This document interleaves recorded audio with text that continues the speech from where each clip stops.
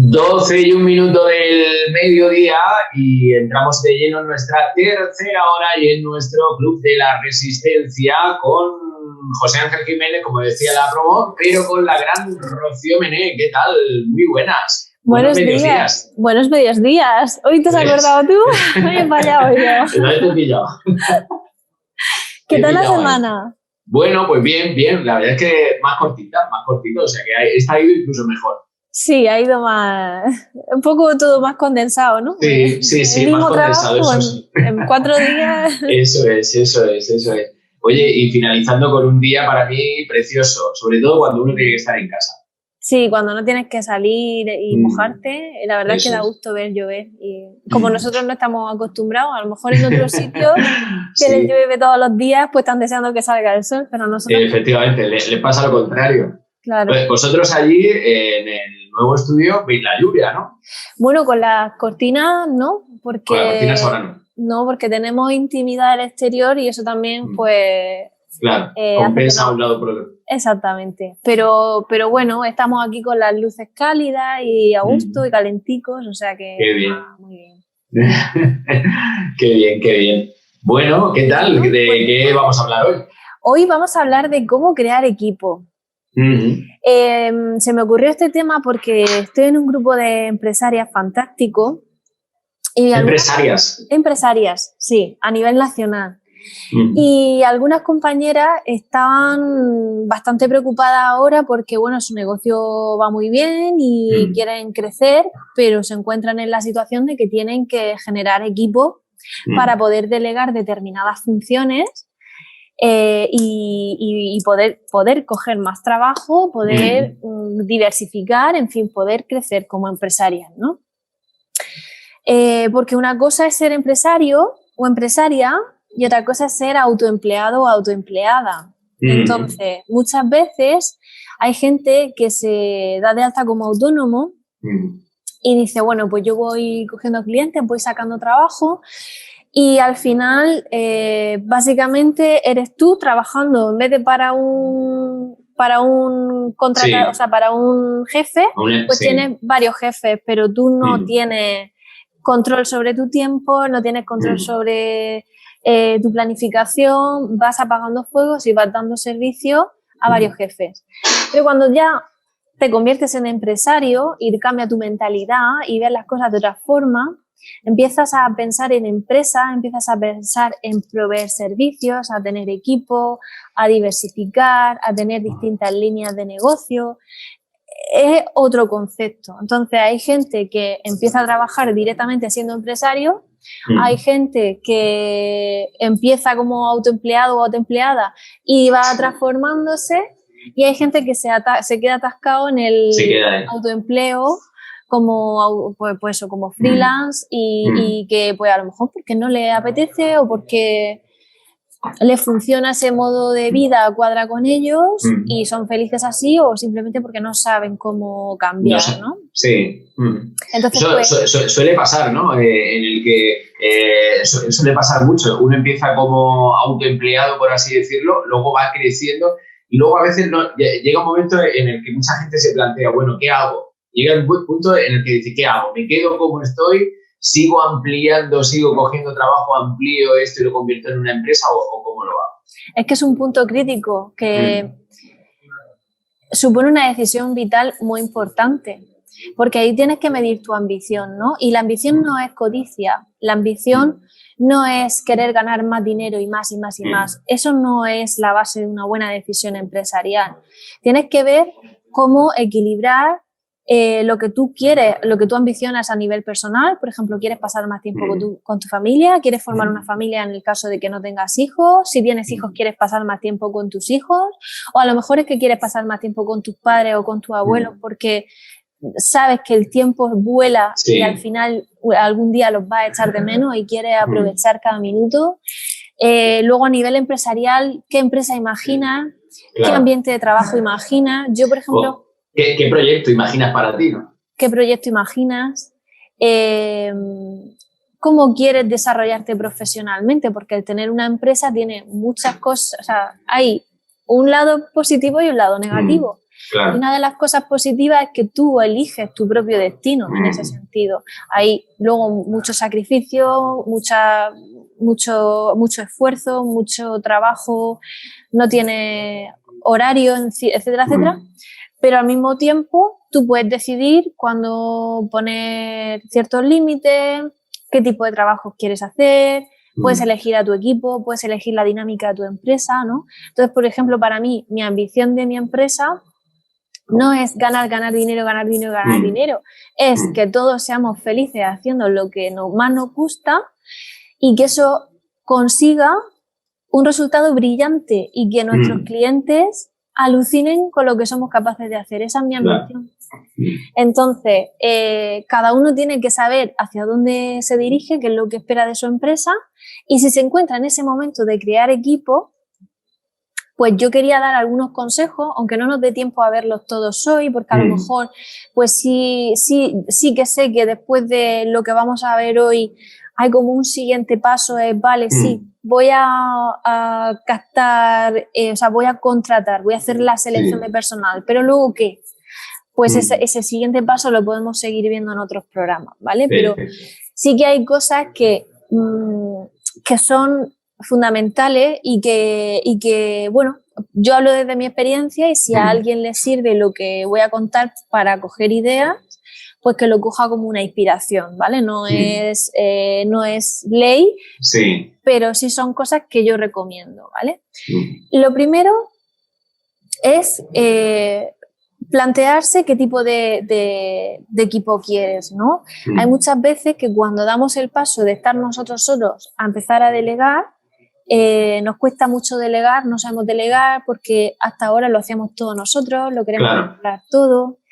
Entonces no sabemos muy bien qué perfil estamos buscando, no sabemos muy bien qué tipo de tareas vamos a delegar. Tenemos que aclararnos bien antes de empezar a seleccionar personal, porque tenemos que hacer un trabajo de conciencia y decir, vale, de todas las tareas que yo realizo, ¿cuáles son estrictamente necesarias que haga yo? ¿Cuáles puedo hacer yo pero puede hacer otra persona? ¿Y cuáles puede hacer otra persona directamente? ¿Vale? ¿Cómo funciona mi empresa? ¿Qué procesos hay en mi empresa? ¿Qué tipo de persona me gustaría tener cerca? ¿No? Porque a lo mejor pues tú eres una persona muy creativa y estás siempre con ideas y siempre con proyectos y con iniciativas y necesitas una persona que te asiente esos proyectos, que te ayude a organizarte, una persona muy estructurada, muy organizada, que planifique, que coordine. O a lo mejor te pasa al revés, que tú eres muy planificado y necesitas a alguien que sea muy proactivo, que sea de un carácter muy comercial o muy sociable para hablar con la gente. Entonces tienes que ver dónde está tus necesidades en cuanto a equipo. Si quieres a alguien como tú, que también puede pasar, alguien que tenga ciertos requisitos o ciertas aptitudes y actitudes para poder delegar el trabajo que tú estás haciendo, o si quieres a alguien que compense de algún modo tus fortalezas y tus debilidades, ¿no? Hay que dibujarse el perfil en la cabeza. Y entonces, eso es. ¿Qué tipo de equipo y qué tipo de perfil de persona es la que busco, efectivamente? Y qué tipo de cosas se hacen en mi empresa, porque muchas veces hasta que no nos ponemos a reflejar en un documento, en cualquier sitio, cuáles son los procesos de mi empresa, no somos conscientes de que nuestra empresa tiene procesos. Porque lo hacemos de manera instintiva, automática, no pensamos. Cuando mandamos un presupuesto, cuando hacemos una llamada a un cliente, cuando resolvemos una incidencia, cuando organizamos la información dentro de un repositorio nuestro, cuando mandamos información a un colaborador para que pueda ejecutar su trabajo, cómo les damos esas indicaciones. Todo eso, con el tiempo y la experiencia, se van generando procesos y sistemas que nosotros vamos replicando y vamos mejorando para ser cada vez más eficientes. Y no nos damos cuenta porque lo hacemos nosotros de manera automática. Y hasta que no lo reflejamos en un documento, no somos conscientes de que teníamos eso. Entonces, muchas veces la gente dice, es que lo tengo que hacer yo, es que eso lo tengo que hacer yo. No. Tienes que dejar en algún sitio el cómo se hace para que otra persona pueda aprender a hacerlo igual que tú lo estás haciendo. Exacto. Y este es un paso importante y complicado también a la vez. Es muy difícil porque estamos intentando, tenemos que asumir que nuestra vida tiende al caos. Eso forma parte de la teoría de la información también. Entonces, nosotros estamos intentando dar orden y estructura al caos permanentemente. Lo hacemos de manera intuitiva y ahora aquí lo que nos está demandando nuestra empresa es que lo hagamos de manera consciente. Lo reflejemos y enseñemos a otra persona a hacer lo mismo que hacemos nosotros. Ahí hay un proceso, es agotador, porque al principio lo quieres reflejar todo, luego te das cuenta de que hay procesos que tú haces que a lo mejor no tienes que enseñar porque estás enseñando vicios. Exactamente, por eso digo que a lo mejor hay procesos que no estás enseñando bien o que la otra persona, el aporte que pueda tener pueda ser más positivo que el que venía realizando tú.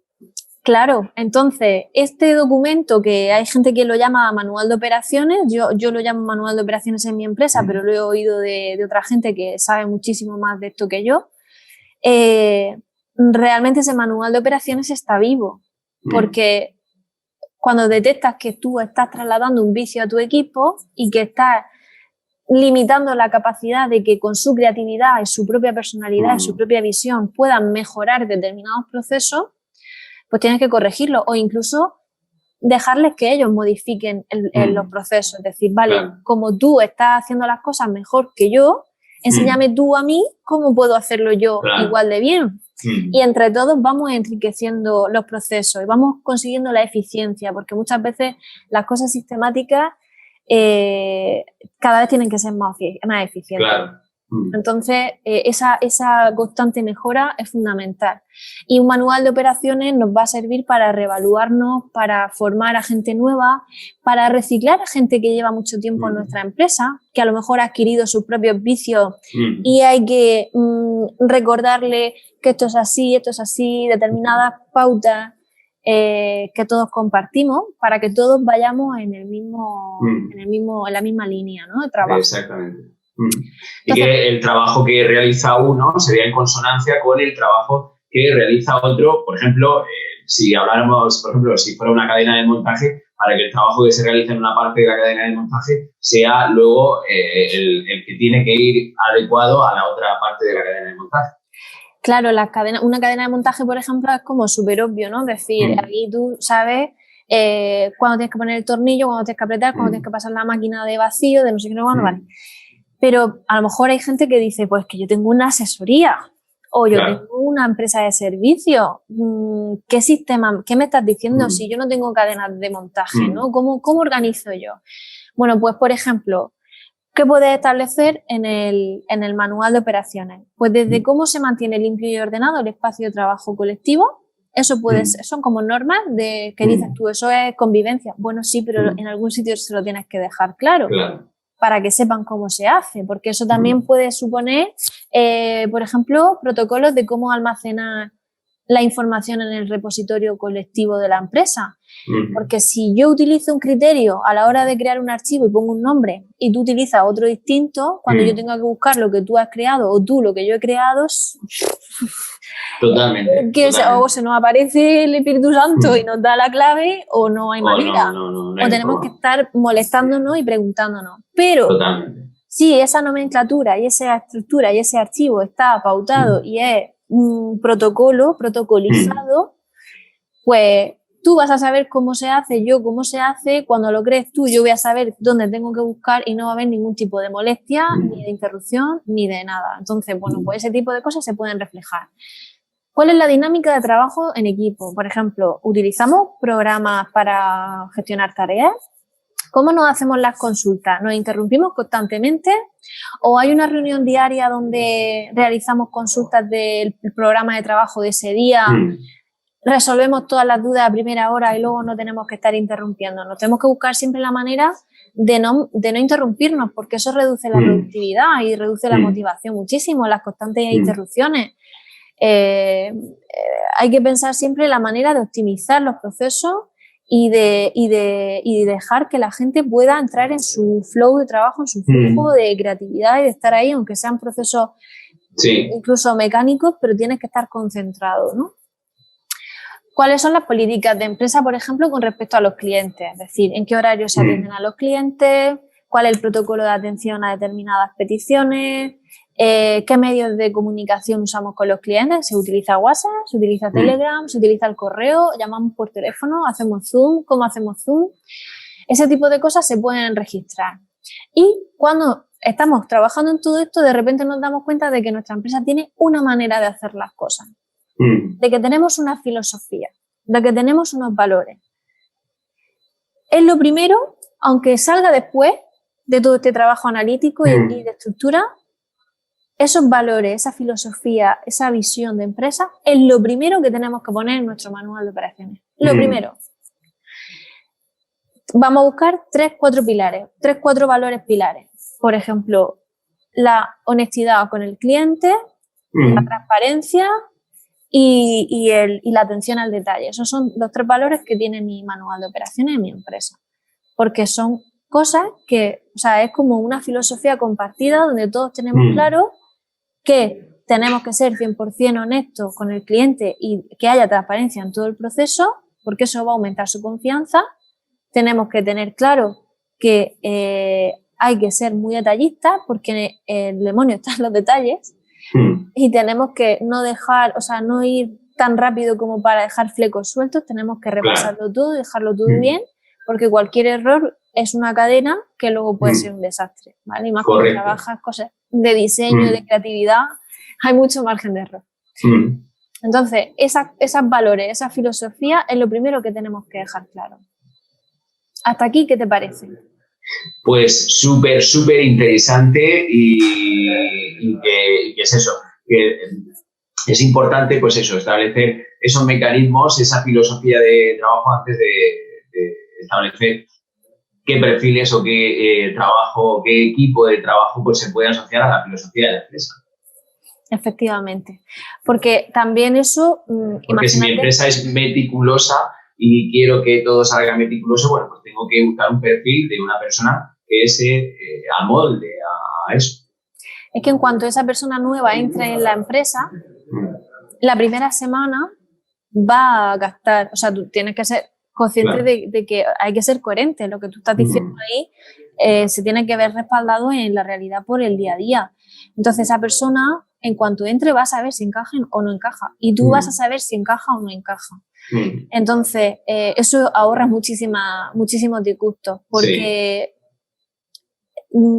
a mí, por ejemplo, yo tengo una manera de pensar que cuando yo incorporo a alguien en mi equipo, yo lo incorporo con vista a un largo plazo. Yo a mí no me gusta, por ejemplo, meter gente en prácticas que luego a los 3 meses se vaya, porque esa persona está aprendiendo mis procesos, está integrándose en el equipo, está formando parte de la familia. Entonces, como no concibo esa entrar y salir de gente, no me gusta. Prefiero que el entorno sea un entorno estable, donde nos sintamos todos, que nos conocemos, que nos apoyamos, es otro rollo, ¿no? Entonces, cuando tú de entrada ya le estás diciendo a la gente esto es lo que te vas a encontrar aquí, esto es lo que somos, esa persona va a saber si se identifica o no se identifica con tu equipo. Desde que incluso en la entrevista nosotros podemos encontrar la manera de detectar si esa persona encaja o no encaja con nosotros. Que ese es el siguiente punto. Si te parece, pasamos a la fase de entrevista, ¿vale? Porque fase de entrevista. Hemos estructurado todo. Ya hemos estructurado, tenemos todos los perfiles que necesitamos y ahora vamos con la fase de entrevista. Efectivamente, ya nos ponemos a buscar. Entonces, mi enfoque con respecto a las entrevistas es un enfoque de percepción. Para mí es una cuestión de feeling personal. Entonces, antes de hacer una entrevista, recomiendo estar muy descansado. Muy descansado porque el cansancio afecta a la manera en la que percibimos las cosas. Y a lo mejor podemos malinterpretar cosas, a lo mejor vemos algo que nos genera alguna duda y no tenemos los reflejos suficientes como para aclarar esa duda abiertamente. Tenemos que ser muy asertivos en una entrevista de trabajo y en general con nuestros compañeros de trabajo. Hay que validar mucho lo que tú estás interpretando, ¿no? En las conversaciones a mí me gusta mucho decir, entiendo que dices esto, por esto, ¿es así? Entonces, de esa manera te aseguras de que la comunicación está fluyendo correctamente, de que no está habiendo malentendidos, perdón. Y eso es súper importante, estar fresco y estar perceptivo y estar atento, estar espabilado a la conversación y poder enfocarte en la conversación. Entonces, ¿cómo empiezo yo las entrevistas? Rompiendo el hielo y empiezo preguntando. Siempre empiezo escuchando, escucho, intento conversar y empiezo preguntando cosas que nos va a dar una pista de, bueno, pues de qué persona tienes delante. En plan, bueno, he visto, a lo mejor te ha mandado el currículum, ¿no? Y has visto que has estudiado. Yo, normalmente el currículum es como una primera pista, pero no me importa tanto como luego lo que yo estoy leyendo de esa persona. Físicamente, ¿no? Claro, yo tengo la capacidad de esa lectura de comunicación no verbal y muchas veces extraigo más información de las conversaciones, de lo que no se dice que de lo que se está diciendo. Que lo que se está diciendo, efectivamente. Exacto. De las propias reacciones, de las propias respuestas, ¿no? Incluso de la propia respuesta, ¿no? Claro. Te dan pistas. Microgestos o la actitud, ¿no? Entonces, bueno, pues intento escuchar y entonces pues pregunto cosas que tienen que ver con dónde te ves o por qué decidiste emprender este camino, qué es lo que más te atrae de esta línea de trabajo o qué te imaginas haciendo dentro de 5 años, qué te gustaría hacer, ¿no? ¿Cuál es tu expectativa vital? ¿A qué dedicas tu tiempo libre? Porque luego muchas veces en el tiempo libre es cuando somos nosotros mismos 100%. Y ahí cuando tú ves si en el tiempo libre esa persona comparte valores contigo, dices, pues, yo siempre me estoy preguntando en todo momento, ¿esta persona encaja o no encaja con mi equipo? Es como, ¿la veo trabajando en el estudio o creo que puede tener algún roce con alguien? Veo que de repente tiene ahí una respuesta que a lo mejor es que es temperamental o a lo mejor es que es muy exclusivo o a lo mejor es que una persona que necesita su tiempo para reflexionar. Ya vas sacando un poco, en base a esa conversación, tú vas sacando ya ciertas conclusiones, ¿no? Eso es. Las entrevistas no siempre tienen que ir bien o mal, ¿no? Quiero decir que a veces una persona, hace una entrevista para un determinado puesto en la que llega una persona y quizás para el puesto en el que yo estoy buscando a alguien no me encaja, pero igual sí me encaja en otro sitio. Claro, efectivamente. Por eso es importante estar muy abierto de mente a la hora de hacer una entrevista, porque no sabes qué te vas a encontrar. A lo mejor tú estás pidiendo un perfil y de repente pues ves algo en esa persona que dices, jolines, no, para eso no, pero para esto otro me puede ayudar y a lo mejor llega a otro tipo de acuerdo o ves cómo encajar o yo qué sé, ya te organizas tú, ¿no? Pero es importante calibrar mucho en esa conversación, si estás entendiendo bien, escuchar, observar. Y ya una vez que tú ya le has dejado hablar, entonces cuando tú ya dices, pues, ¿qué es la empresa? ¿Para qué hacemos lo que hacemos? ¿Por qué? ¿Cuáles serían sus funciones dentro de la empresa en el caso de que se produjera la contratación finalmente? No sé si me... Ahora sí. Vale. Ahora sí. Ahora. Se había cortado. Pues te decía que hay que explicarle también un poco cuáles serían las funciones y entonces ver cómo se siente, cómo reacciona, si se siente de repente motivado y le hace ilusión o si dice, bueno, vale, lo podría hacer y se conforma. Tienes que ver un poco también esa reacción, ¿no? Y luego una cosa que yo creo que es muy sana es pues incluso diseñar como un pequeño ejercicio práctico donde más que el currículum, donde nosotros podamos evaluar realmente las capacidades de esa persona, los reflejos que tiene esa persona a la hora de plantearnos soluciones. O a lo mejor queremos pedirle el portfolio para ver ya resultados de trabajo que haya hecho, ¿no? Si ya tiene cierta experiencia o en sus estudios ha podido desarrollar un portfolio. Entonces, bueno, pues al final es un poco evaluar todo esto. Si vemos que hay una cosa importante que he tenido en cuenta y es que a lo mejor me dices tú, bueno, pero es que, Rocío, tú me estás diciendo que tú tienes esa capacidad de leer, entre comillas, a la gente, pero a lo mejor yo no soy tan perceptivo. Hay test que nos pueden ayudar a evaluar la personalidad de esa gente con un grado de fiabilidad suficiente como para saber qué actitudes, qué habilidades va a tener y si su desempeño puede encajar dentro de las funciones que estamos buscando. ¿Test escritos o cómo? Sí, son test como de habilidades. Por ejemplo, conozco uno que es muy fiable, que es el test DISC.